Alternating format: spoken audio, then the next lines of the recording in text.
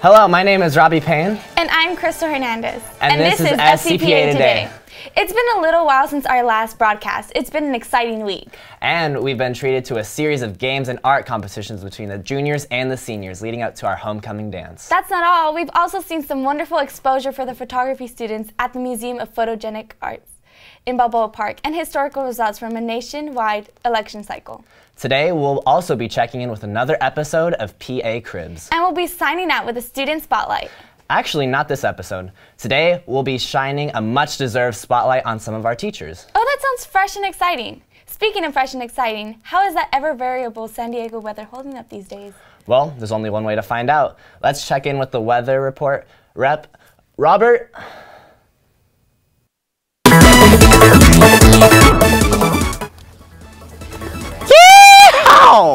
Now, howdy y'all, my name is Robert Crooksey and I'm here to bring you the forecast and also Merry Thanksgiving. So now on Friday it's going to be a 69 and then it's going to have a little bit of a cold weather on the nights, like 50. So I expect that. And then it's going to be about 70 throughout the week, and then on Wednesday it's going to reach a peak up to 80. Yay! Well, this Spirit Week. Thank you, Robert, for the weather. Well, this week has had a lot of spirit and things going on. Yeah, let's talk to our senior correspondent, Haydeen Rivas. Hey guys, so this week has been full of games and art-offs. I know, so how have the art-offs been this week? Yeah, what's the scoreboard? So the seniors are in the lead with 90 points while the juniors have 20 points. Cool, so what art-offs went off this week? There was one for every major this year. This year was one of the first for cinematic art-off and musical theater off. So what can we expect to see today? Well, this morning it was the pep rally with the juniors and seniors, and the group dance-off will be during lunch, and the football game during 6th period. Also, isn't there a basketball game for the middle schoolers? Yep, the middle schoolers will be watching basketball while the high schoolers will watch the football game. I can't wait to watch. Yeah, and don't forget that at the end of the day, we are showcasing our art and that it's not just a competition. Yeah, it's for the students to come together and build spirit. Exactly. Well, thank you for speaking with us, Haydeen. No problem. See you next time. It's so great seeing all of our talented students and artists at SCPA. Well, speaking of that, our very own photography students had an exciting opportunity for showcasing and representation just last week. That's wonderful. This year has been great for the unrepresentative creative majors. They had some work of theirs displayed at the Museum of Photographic Art in Balboa Park. Let's check it out.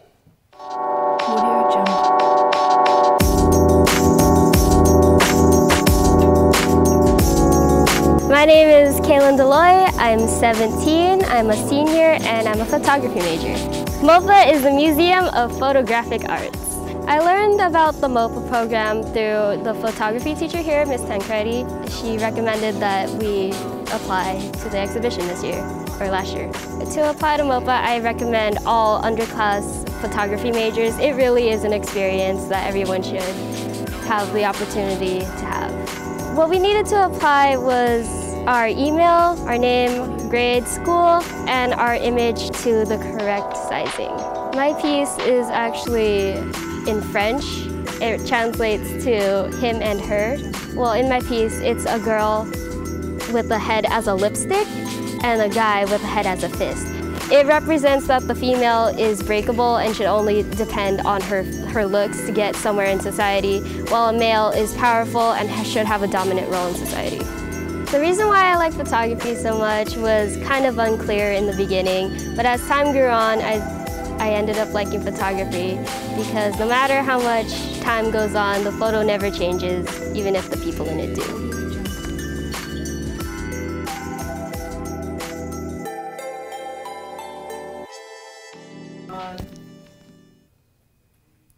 These last few weeks have also been important beyond the scope of our school. That's true. Last Tuesday, on the 8th of November, a series of historic elections, many in areas of voting conservatives, replaced racist and transphobic officials with the rainbow of representation. New communities have found a voice in all sorts of districts where they had none, and indeed never have. Let's take a look. In this election, did you see LGBTQ people, like particularly 7 trans persons won office, but you also had your first Sikh mayor of Hoboken, you had people of color, of women. Like in general, the reaction is against what Trump tweets about or says. None of them were statewide elections or national elections. They were all localized. But to reflect the nationwide view is more difficult to judge. I think that it's taken a long time because people don't understand, therefore they don't accept the idea of transgender people. And the people who were voting grew up without trans people or without the concept of trans people, so they just weren't completely aware. So I think Tuesday's election showed progress for the community. The change that's showing is like now, instead of just saying, I want to have a place to be who I am and be accepted for who I am within my community, like I actually want to be shaping my community and making laws and policies to ensure that my interests and my fellow citizens who have the same interests are protected or at least considered when making these big decisions. If you want to see change in inclusion and less discrimination and a more tolerant society, then you're going to have public office reflect the diversity of a nation. So I do think that the future is fairly bright, but it just really depends on if we're still able to keep on making more progress. Exciting. How exciting. This is truly historic. Maybe we can look forward to a blue midterm. Now let's turn to Edward for a perspective on the election. Thank you. While we certainly can be excited about this prospect and about all the new representation, it's important to remember that change itself must come from the people. Though it's important that people, especially young people, see themselves in government and in the media, it's even more important to understand that queer liberation or anti-racist action are fundamentally opposed to both the current structure of American government and to the corporate capitalist ruling class that controls it. We can't allow ourselves to grow complacent in the narrow spectrum of liberal politics if we truly want freedom. We must be willing to look outside at new solutions if we want political equality to manifest as social and economic equality. And now, for this week's PA Cribs. I'm Mr. Shy, I'm the student teacher here for Miss T, and welcome to my crib.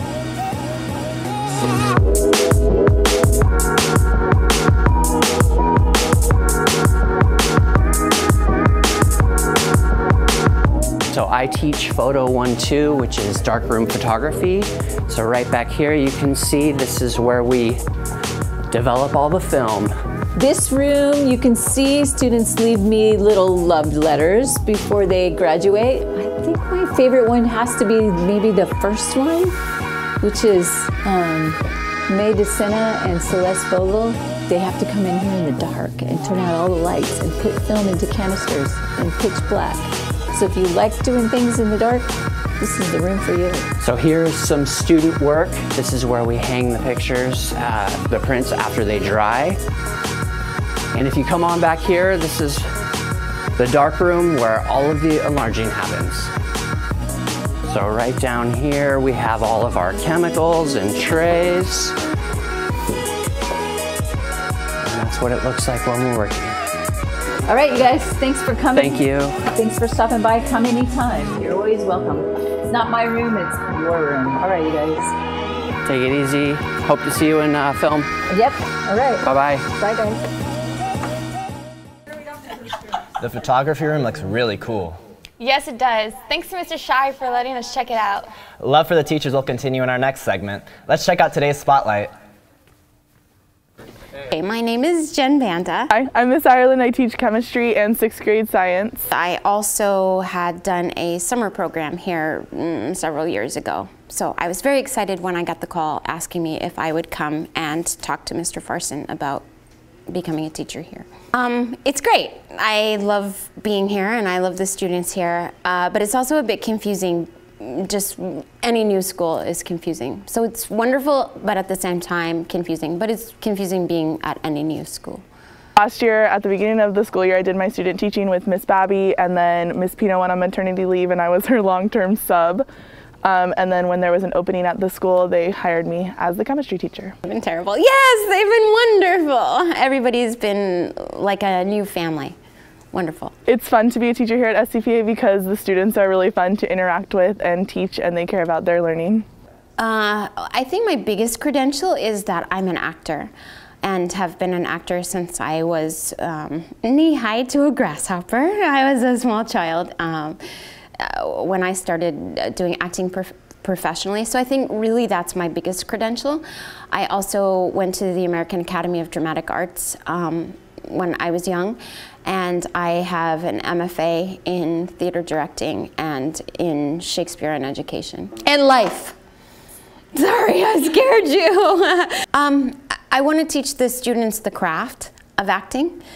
But I also want to teach the students to tap into their passion for the craft, and also a little bit about life in general, because I think that also helps the craft. First, I want to teach them to be good citizens of the world and learn skills that they should know just in general. And then for my chemistry students, I want them to have a greater appreciation for science and how science can change what the world is like today. I'm on SCPA today! I'm glad the teachers are getting some appreciation. They do such hard work around here. I agree. I'd also like to give a special shout out to the SCPA ASB for their wonderful work organizing this year's Spirit Week. Since we don't have all day to individually appreciate everybody, I'll just say we appreciate everybody. Students, staff, teachers, everyone. You're all beautiful and creative people. Thanks for doing what you're doing. That's all for this week's episode. Thanks for watching. And be sure to tune in next time on SCPA Today.